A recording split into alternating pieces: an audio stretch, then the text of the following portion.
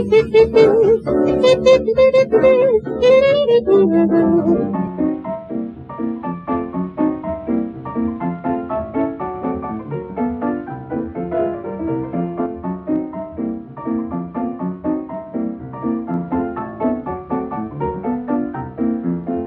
main thing in C1 is actually the musicians.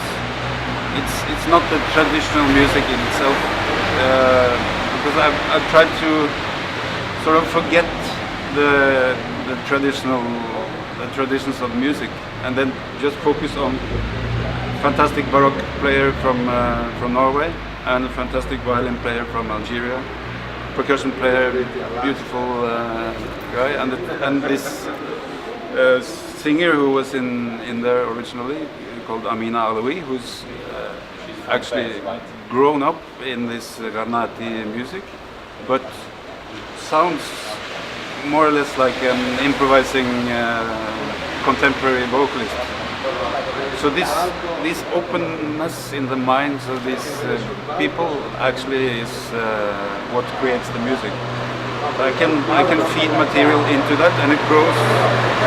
A kind of music grows out of that, that is not traditional music.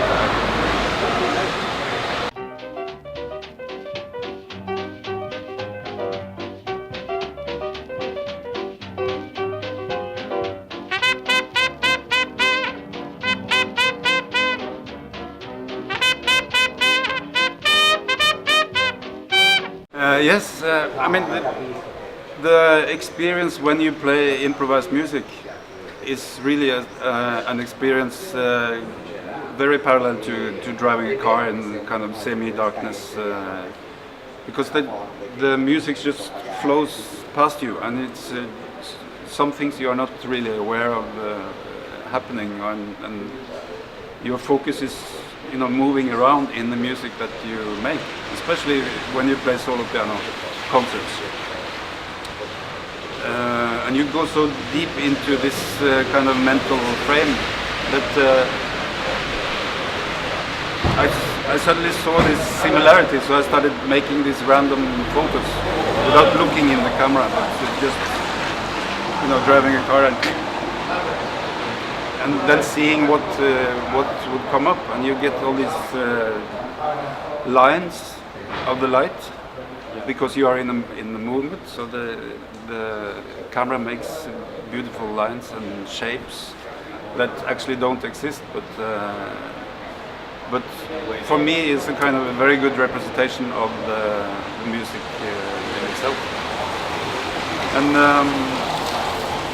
I'm also now working on a new solo album where actually I'm a bit more focusing on architecture, the architecture of sound, actually, to place the sound of the piano inside spaces that are composed but very remote in a way, so that like this square here, there are walls and shapes hidden in a way in the silence.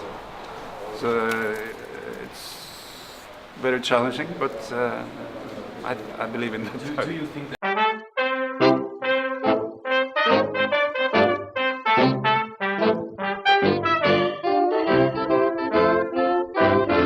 that main issue? I don't know if one of the main? Yeah, one of the main. I think all artists work in different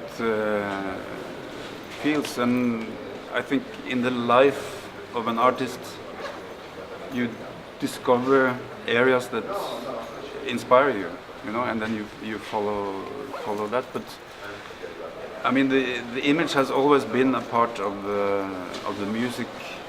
I mean, in concerts you sit and watch. You are in a room where the music exists. I think the ambience of the room and the ambience of the people, the focusing of the people, all that is contributing to the final experience that music is, And of course, now with the YouTube, it is another situation where if you don't exist on YouTube, you don't exist in a way, which is a great possibility, and I hope also more artistic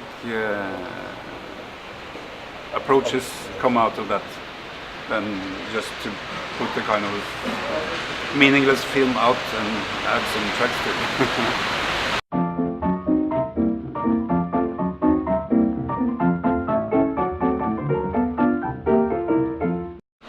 That is a long list, but I cannot avoid Miles Davis.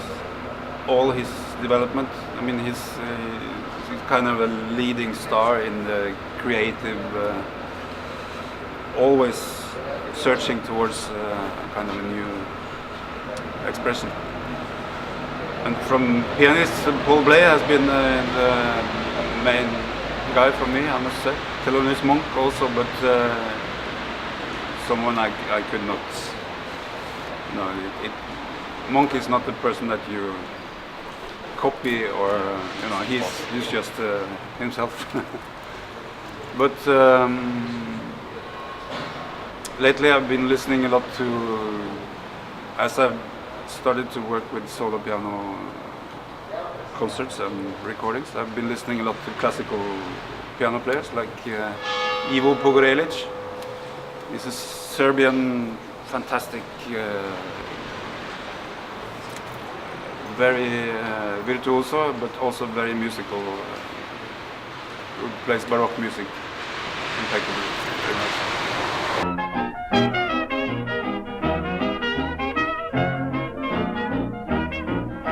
After Torino, I go back and continue to work with this solo piano recording. I actually have 3 different recording projects now.